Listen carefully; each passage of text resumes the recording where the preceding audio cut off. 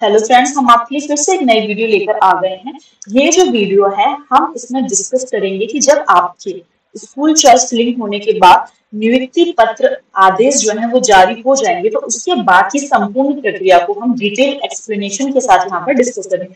ये वीडियो ना केवल उन कैंडिडेट्स के लिए है जिनका सिलेक्शन जीपीआई में हो चुका है, बल्कि उन कैंडिडेट्स के लिए भी उतनी इंपॉर्टेंट है जिनका सिलेक्शन टीडब्ल्यूडी में होने वाला है या वेटिंग से जिनके क्लियर होने वाला है। ठीक है फ्रेंड्स, तो हम इस वीडियो में सारी प्रोसेस को डिस्कस करेंगे, एक एक चीज को, ताकि आपको अच्छे से समझ में आए और आपको इधर उधर भटकना ना पड़े। ठीक है, तो देखिए फ्रेंड्स, सबसे पहले क्या होगा, अब आपकी स्कूल चॉइस लिंक हो चुकी है। अब क्या होगा, आपकी जो लिस्ट आएगी वो लिस्ट आएगी आपकी किसकी, कि किस, आपको स्कूल का तो पता चल गया है ना कि आपकी आपने स्कूल चॉइस लिंक कर दिया। अब आपको पता चलेगा कि आपका किस स्कूल में जो है वो जो आपको स्कूल जो है वो प्रोवाइड किया गया है। ठीक है, आपको ये पता चलेगा। इसके बाद जैसे कि हम एक एग्जांपल ले लेते हैं।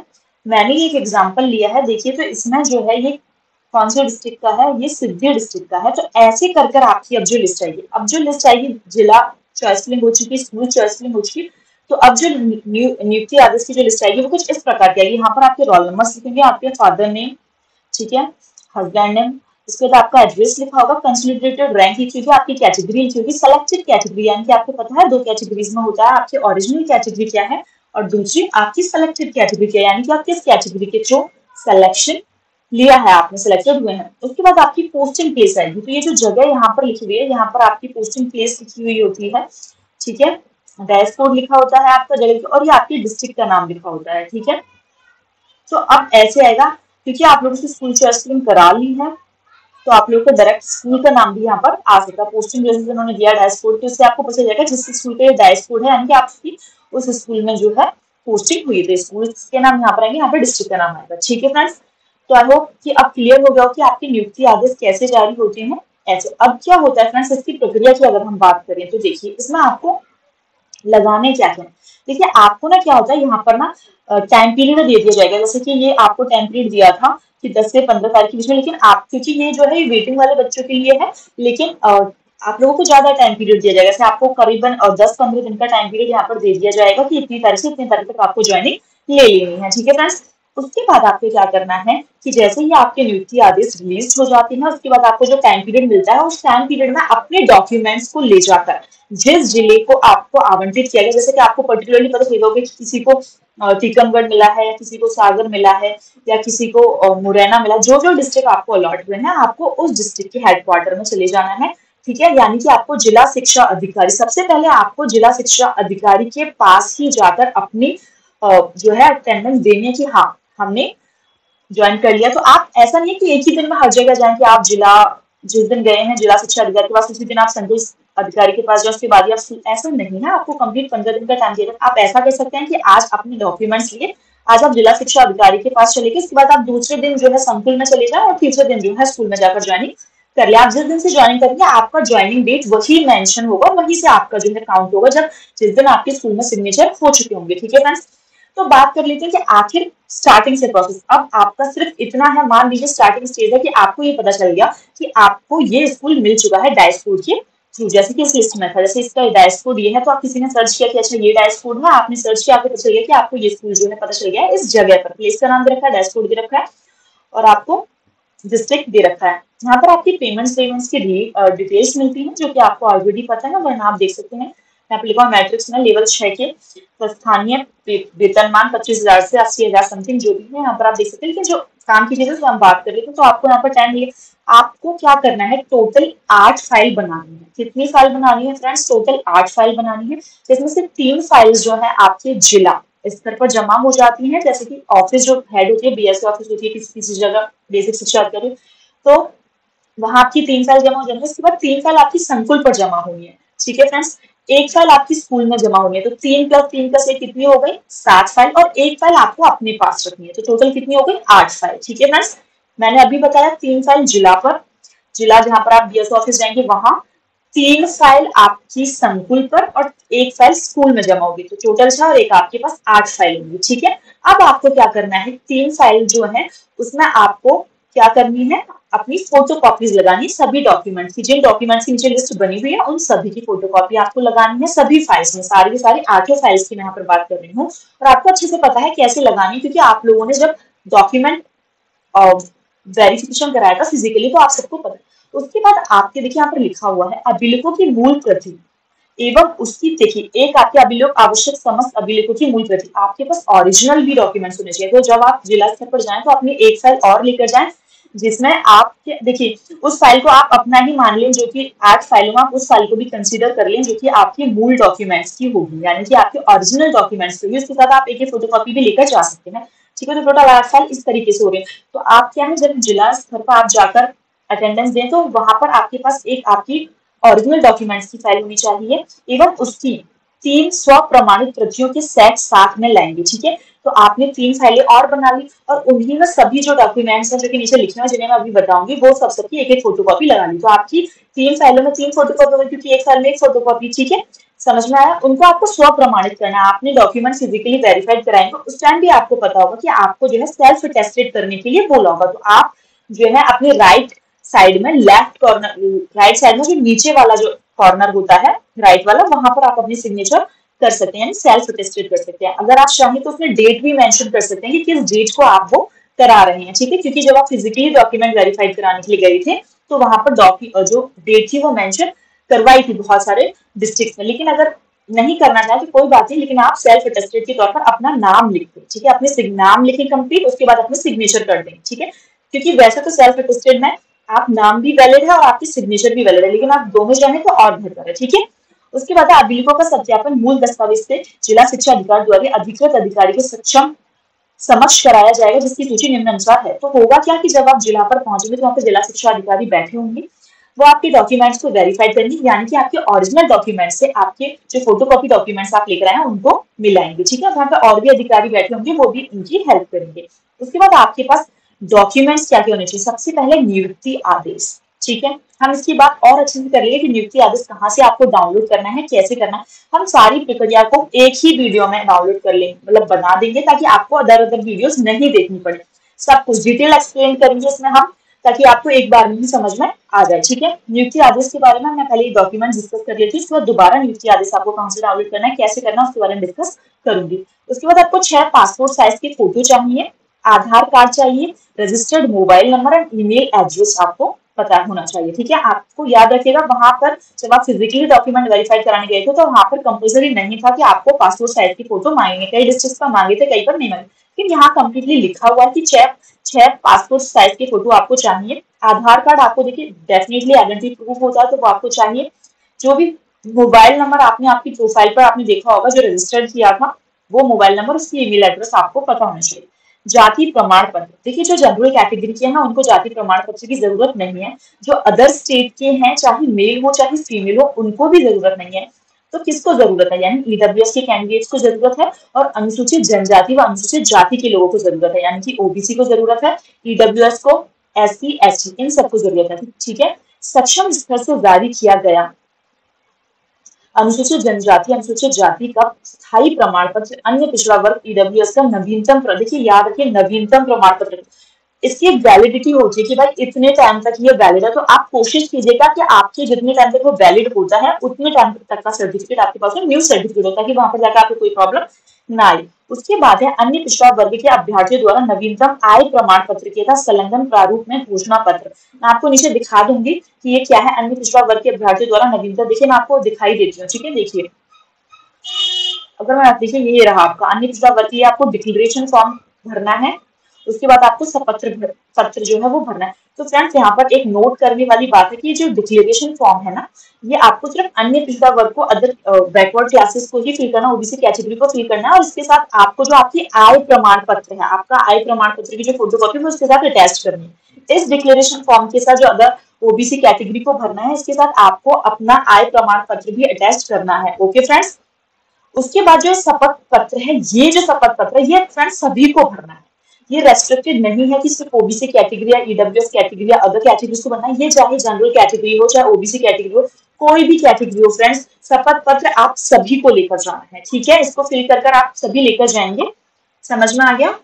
आई होप कि अब यहाँ पर आपको कोई डाउट नहीं होगा। ठीक है फ्रेंड्स, अब दोबारा से चलते हैं डॉक्यूमेंट्स की तरफ। उसके बाद है मूल निवासी प्रमाण पत्र। देखिए फ्रेंड, जितने भी कैंडिडेट एमपी के हैं उन सभी को आप सबका मूल निवास प्रमाण पत्र होना चाहिए, लेकिन जितने भी कैंडिडेट अदर स्टेट के हैं, वेदर दे आर फीमेल और male, doesn't matter at all, उनको मूल निवास प्रमाण पत्र की जरूरत नहीं। आप किसी भी स्टेट से बिलोंग करते हो, राजस्थान से, हरियाणा से, यूपी से, झारखंड, बिहार, किसी से भी बिलोंग करते हो, लेकिन अगर आप एमपी के नहीं है तो आपको इसकी जरूरत नहीं है। ठीक है। स्थायी निशक्तता दिव्यांगता, तो आप सभी को पता है कि जो जितने भी लोग डीआईबी हैं यानी दिव्यांगजन हैं, उन सभी के पास अपना दिव्यांगजन का सर्टिफिकेट होना चाहिए और वैलिड होना चाहिए, वैध प्रमाण पत्र होना चाहिए जो कि मेडिकल बोर्ड से सर्टिफाइड हो। क्योंकि आप सभी को पता है कि पिछली जो फर्स्ट काउंसलिंग हुई थी उसमें ऐसे कितने सारे कैंडिडेट्स थे जिनको जो ज्वाइनिंग थी उनको होने के बाद भी उनको रोक लिया गया है। तो आप लोग कोशिश कीजिए कि आप लोगों के पास जो दिव्यांगजन का सर्टिफिकेट हो, जो है जिनको जरूरत है, जिनको नीड है, उनकी मैं बात कर रही हूँ, तो आपके पास वैलिड डीआईबी सर्टिफिकेट होना जरूरी है। अतिथि अनुभव प्रमाण पत्र, तो जितने भी गेस्ट फैकल्टीज हैं या गेस्ट टीचर हैं जिनका नाम आने वाला है नियुक्ति आदेश में, उन सभी को क्या होना चाहिए, आपके पास आपका अतिथि शिक्षक के जो एक्सपीरियंस लेटर है वो आपके पास सभी के पास होना चाहिए। और ये सारे डॉक्यूमेंट्स आपको एक एक फोटोकॉपी सभी फाइल्स में लगानी है। ठीक है फ्रेंड्स। शासकीय सेवक की स्थिति में विभागीय अनुमति एनओसी, अथवा अगर आप कोई गवर्नमेंट जॉब कर रहे हैं, ठीक है, तो वहां से आपको एनओसी लेनी पड़ेगी और आपको वो इसमें अटैच करनी पड़ेगी। ठीक है। अभ्यर्थियों की शैक्षणिक प्रमाण पत्र, देखिए शैक्षणिक प्रमाण पत्र में आपको 10th 12th, चाहे स्टूडेंट बीएड वाला हो, चाहे बीटीसी वाला हो, चाहे डीएलएड वाला हो, कोई भी स्टूडेंट हो, आप सभी को अपनी 12th की मार्कशीट लगानी है। ठीक है। 10th की हो गई, 12th की हो गई, अगर आपने डायरेक्टली बीटीसी किया तो बीटीसी की मार्कशीट, ठीक है, अगर आपने ग्रेजुएशन प्लस डीएलएड किया तो तीनों ग्रेजुएशन की मार्कशीट, और फिर अगर आपका डीएलएड सेमेस्टर वाइज है तो सेमेस्टर की, चारों सेमेस्टर की मार्कशीट। ठीक है। और अगर आपने बीएड किया है तो आपके पास ग्रेजुएशन की तीनों ईयर्स की मार्कशीट और आपके बीएड की 2 साल की मार्कशीट, ये सब आपको शैक्षणिक प्रमाण पत्र में लगानी है। प्रोफेशनल एग्जामिनेशन बोर्ड द्वारा जारी स्कोर कार्ड, आपको पता है जब आपका स्कोर कार्ड जारी हुआ होगा, ईएसबी ने जारी किया था, तो वो जो जिसमें आपके स्कोर लिखे हुए हैं, कंसोलिडेटेड रैंक लिखी हुई, आपने फिजिकल वेरिफिकेशन जो आपने करवाया था डॉक्यूमेंट्स को, उसमें भी आपने लगाया होगा, तो वो भी आपको अटैच करना है। संलग्न शपथ पत्र, अभी जो मैंने बताया था यहाँ पर शपथ पत्र जो बताया था, ये वाला भी आप सभी को लगाना है। ठीक है। ये सबके लिए कंपलसरी है, चाहे वो जनरल कैटेगरी हो, ओबीसी कैटेगरी हो, एससी ईडब्ल्यूएस, ये सबके लिए कंपलसरी है। तो आप सभी को इसकी फोटोकॉपी जो है लगानी है। ठीक है। और ओरिजिनल भी जो यहाँ से मतलब डाउनलोड करना है वो। अब बात कर लेते हैं नियुक्ति आदेश की कि मैम नियुक्ति आदेश जो है, ये सब तो आपको समझ में आ गया कि ये कैसे लगेगा। अब बात कर लेते हैं नियुक्ति आदेश की कि नियुक्ति आदेश आप कैसे आता है और कैसे डाउनलोड करेंगे। देखिए फ्रेंड्स, ये जो नियुक्ति आदेश मेरे पास है, जिसके एग्जाम्पल मैं आपको दे रही हूँ, ये फर्स्ट काउंसलिंग का जो प्रतीक्षा सूची में नियुक्ति आदेश निकले थे उसका है। ठीक है।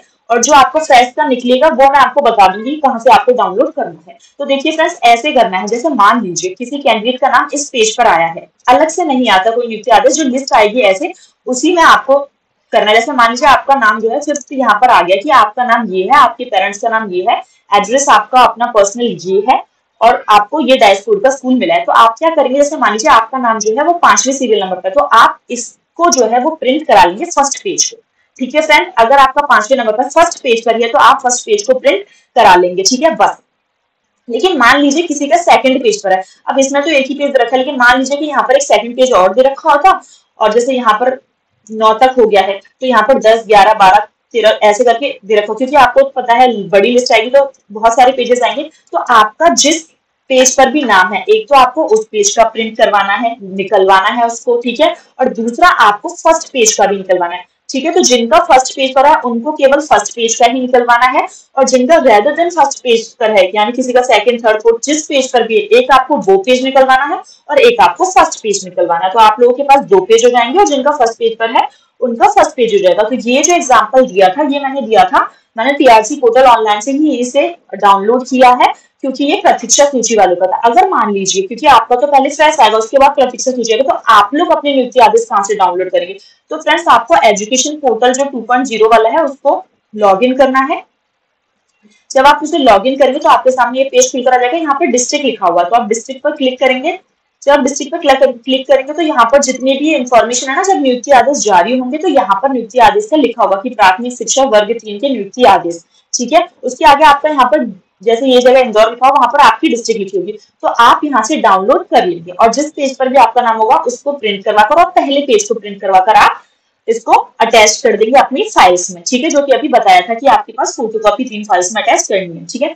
अब नियुक्ति आदेश आपको प्रिंट आउट वाला ही निकालवाना है ओरिजिनल। क्यों? क्योंकि देखिए फ्रेंड्स, एक्चुअली जब आप इसे लेकर जाएंगे तो आप जिला शिक्षा अधिकारी के पास जाएंगे, क्योंकि सबसे पहले आप अपनी अटेंडेंस और प्रेजेंट जो है कहाँ देंगे, जिला शिक्षा अधिकारी के पास देंगे।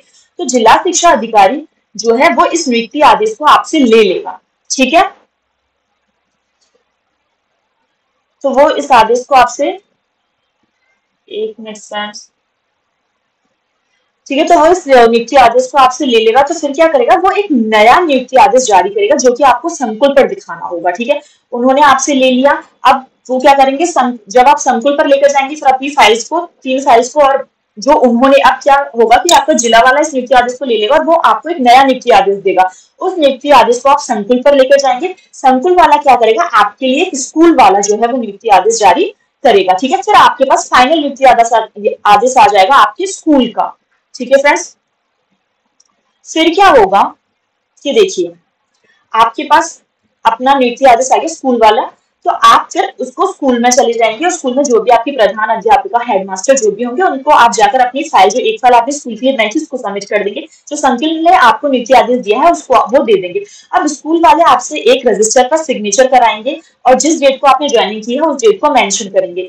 तो इससे ये कंफर्म हो जाएगा कि इस डेट को जो है आपकी ज्वाइनिंग हो चुकी है। अब फ्रेंड्स, मैं आपको ये बता देती हूँ कि आखिर आपका मेडिकल सर्टिफिकेट और पुलिस वेरिफिकेशन सर्टिफिकेट कहाँ सबमिट होता है, बैंक की डिटेल्स कहाँ सबमिट होती है, क्योंकि ये जानना बहुत जरूरी है। आप कोई भी जॉब करते हैं तो आप सैलरी के लिए, एक पूरा उद्देश्य तो नहीं लेकिन एक मात्र तो नहीं कह सकते हम इस उद्देश्य को, लेकिन एक उद्देश्य तो यह है कि हाँ, सैलरी जो है आपकी सही टाइम पर आ जाए, ठीक है। तो इसके लिए आपको बैंक की डिटेल्स जमा करनी होंगी, आपकी सर्विस बुक, आपको पहले आपको बैंक की डिटेल्स जमा करनी होगी, सर्विस बुक जमा करनी होगी, उसके बाद आपको अपना मेडिकल सर्टिफिकेट और पुलिस वेरिफिकेशन, ये सारी चीजें जो होती हैं वो जमा करनी होती है। तो फ्रेंड, ना तो आप इसको जिला पर जमा करेंगे और ना ही आप स्कूल में जमा करेंगे। जो 4 चीज मैं आपको बता रही हूँ इसको आप जमा करेंगे संकुल में, ठीक है। जब आप संकुल की 3 साल जमा करेंगे और जिला वाला नियुक्ति आदेश आप जमा करेंगे तो उसके साथ आप ये 3 चीज और जमा करेंगे। पहला आपका पुलिस वेरिफिकेशन सर्टिफिकेट, दूसरा आपका मेडिकल सर्टिफिकेट, तीसरा आपका बैंक डिटेल्स और चौथा आपका सर्विस बुक, ठीक है। तो ये 4 चीज आप संकुल पर जमा करेंगे, ठीक है। आप जिला पर और अपने स्कूल में ये चीज जमा नहीं करेंगे, ठीक है। तो कुछ ऐसा प्रोसीजर है जो कि आपको फॉलो करना है जब आपके नियुक्ति आदेश आ जाएंगे। उसके बाद तो ये डिटेल्ड है, इसके बाद आपको कुछ भी जानने की जरूरत नहीं है, ठीक है। आपको यहाँ पर जैसे कि उन्होंने दी है ये डेट की यहाँ से यहाँ तक, वैसे ही आपको भी डेट मेंशन कर दी जाएगी, आप किसी भी डेट को जा सकते हैं, ठीक है फ्रेंड्स। अब हम बात कर लेते हैं किसकी, हमने सारी डिटेल डिस्कस कर लिया, हम बात कर लेते हैं कि आखिर आपका पुलिस वेरिफिकेशन सर्टिफिकेट कैसे बनेगा और मेडिकल सर्टिफिकेट कैसे बनेगा, ठीक है फ्रेंड्स। तो क्योंकि ये एजुकेशन डिपार्टमेंट की भर्ती है, किसी फोर्स की भर्ती नहीं है। होता क्या है, जब किसी फोर्स की भर्ती होती है तो ऐसा होता है कि उनका जो मेडिकल होता है वो फोर्स खुद कराती है, लाइक पुलिस की भर्ती हो या फिर किसी भी डिफेंस फोर्स की भर्ती हो तो वहां पर वो मेडिकल खुद कराते हैं। लेकिन क्योंकि ये उनमें से कोई भर्ती नहीं है या आपकी एजुकेशन डिपार्टमेंट की भर्ती है तो यहाँ पर आपको अपना मेडिकल जो है खुद बनवाना पड़ेगा, ठीक है। अब देखिए फ्रेंड्स, कुछ लोगों की क्वेरी होती है कि मैम हम किस जिले से वो बनवाएं, हम जिस जिले में हमको पोस्टेड किया है उस जिले से बनवाएं या जिस जिले के हम हैं उस जिले से बनवाएं। तो देखिए ये आपके ऊपर डिपेंड करता है। मेडिकल सर्टिफिकेट आप उस जिले से भी बनवा सकते हैं जिस जिले के आप हैं और उस जिले से भी बनवा सकते हैं जिस जिले में आपकी पोस्टिंग आई है, लेकिन सहूलियत से यही बेहतर रहेगा कि आप अपने जिले में बनवा लें, ठीक है। और कंफर्म कर लेंगे जब आपकी नियुक्ति आदेश आ जाएंगे। लेकिन फर्स्ट काउंसलिंग में ऐसा ही हुआ था तो यही होता है, ठीक है। तो आप अपने जिले से बनवा लें मेडिकल सर्टिफिकेट, आपके बहुत ज्यादा पैसे नहीं लगते हैं मेडिकल सर्टिफिकेट बनवाने में, 100-200 रुपए आपके लगेंगे। आप किसी भी गवर्नमेंट हॉस्पिटल में चले जाएं, वहां से पर्ची कटवा लें ओपीडी की, फिर आपको वो कहीं भेज देंगे और वहां पर आपको एक फॉर्म मिलेगा, ठीक है, जिसमें आपका ये लिखा होगा कि आपके मेडिकल सर्टिफिकेट के लिए सारी प्रक्रिया, उस फॉर्म में आप अपनी सारी डिटेल्स भर दें और उसमें आपकी जांच लिखी होगी, कौन कौन सी जांच आपको करानी है। धीरे धीरे वो आपको एक एक जगह भेजते जाएंगे जांच कराने के लिए, जो भी आपका मतलब गवर्नमेंट हॉस्पिटल जिस जिले में आप, उसका जो भी प्रोसीजर है वो उसको फॉलो करवा लेंगे और फाइनली वो जो भी हेड है वहां पर जो भी मेडिकल ऑफिसर बैठते हैं वो उस पर सिग्नेचर कर देंगे, ठीक है, और आपको सर्टिफिकेट दे देंगे सर्टिफाइड कर कर। बस इतनी ही प्रक्रिया है आपकी मेडिकल सर्टिफिकेट की, और इस मेडिकल सर्टिफिकेट को आपको संकुल को जब आप 3 साल जमा करेंगे वहां आपको ये लगाना है, ठीक है। बात दूसरी होती है पुलिस वेरिफिकेशन की। तो देखिए फ्रेंड्स, एक्चुअली पहले क्या होता था कि पुलिस वेरिफिकेशन के लिए ना ऑलरेडी ऊपर से ऑर्डर आते थे और पुलिस के पास ये इंफॉर्मेशन पहुंच जाती थी पुलिस वेरिफिकेशन की, और वो पुलिस जो होती थी ओरिजिनली कोई भी पुलिस का कोई भी आदमी, चाहे वो इंस्पेक्टर हो कोई भी हो, वो आपके घर पर आता था, ठीक है, आपके आसपास के लोगों को पूछता था, उसके बाद आपका इस तरीके से वो आपकी डिटेल्स ले जाकर पुलिस वेरिफिकेशन करता था पहले।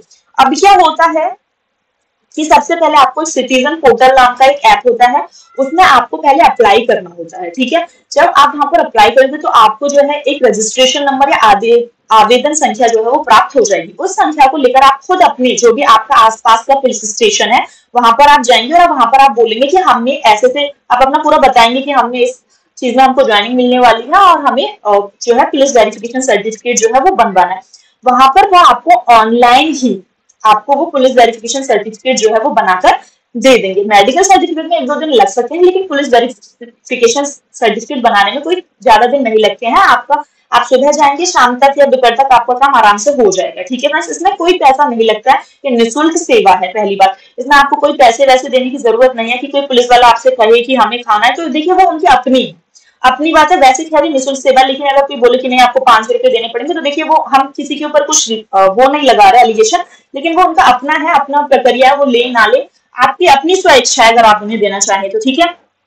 तो अब जो है ऑनलाइन प्रक्रिया स्टार्ट हो गई है, लेकिन हो सकता है कि कुछ कुछ जिले में ये ना हो सुविधा, तो आप एक बार जो है अपने जो भी आपका पास का थाना है उसमें जाकर पूछ लें कि पुलिस वेरिफिकेशन की क्या क्या प्रक्रिया है और कैसे होती है। अदरवाइज बहुत सारे जिले जो है एडवांस हो गए हैं, आजकल टेक्नोलॉजी से जुड़ चुके हैं, तो ऑनलाइन ही पुलिस वेरिफिकेशन होती है, जैसा कि मैंने आपको बताया सिटीजन पोर्टल पर आप आवेदन करके, तो ये हो जाता है आपका पुलिस वेरिफिकेशन सर्टिफिकेट, ठीक है फ्रेंड्स। तो आपको डरने की कोई जरूरत नहीं है, ये घबराने की जरूरत नहीं कि आगे क्या होगा। आप आराम से, अभी आपको क्योंकि स्कूल चॉइस फिलिंग हुआ है, तो आराम से आप वेट कीजिए कि आपके नियुक्ति आदेश कब आते हैं।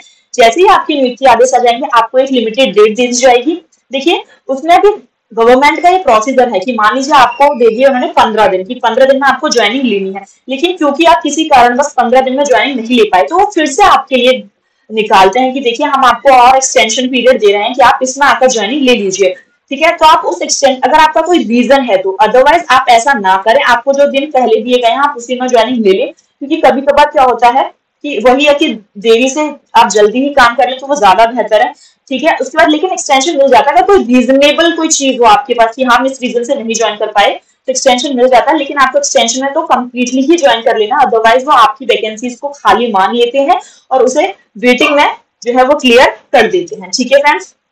लेकिन फिर भी आपको कोई क्वेरी रह जाती है फर्दर प्रोसीजर के बारे में, तो आप अपनी क्वेरीज को कमेंट बॉक्स में मेंशन कर सकते हैं। जो मैंने पिछली वीडियो अपलोड की थी कट ऑफ को लेकर, मैं उन बच्चों के लिए बता दूं कि एक्चुअली उसमें मैंने फीमेल्स को शामिल नहीं किया है, ठीक है, क्योंकि वो एक्चुअली मेल की है, तो मैं उसमें क्या करूंगी दोबारा से कंबाइन कर और अच्छे से, क्योंकि मेरे पास अब पता चल गया है कि कौन सी 110.97 कौन सी ऐसी लास्ट कैंडिडेट्स हैं जिनका सिलेक्शन हुआ है, तो मैं दोबारा से वहां से वेटिंग लिस्ट बना दूंगी, तो आप लोग टेंशन ना लें।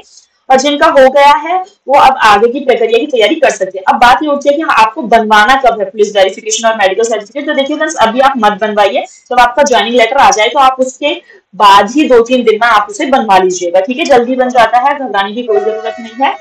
ओके फ्रेंड्स, अगर आपको हमारी इन्फॉर्मेशन अच्छी लगती है तो प्लीज वीडियो को लाइक कीजिए, सब्सक्राइब कीजिए, ठीक है, और शेयर कीजिए, क्योंकि जो इन्फॉर्मेशन आपके पास है हो सकता है वो दूसरों के पास ना हो, तो आप अपनी वीडियो का लिंक शेयर कर सकते हैं। Okay friends, thank you.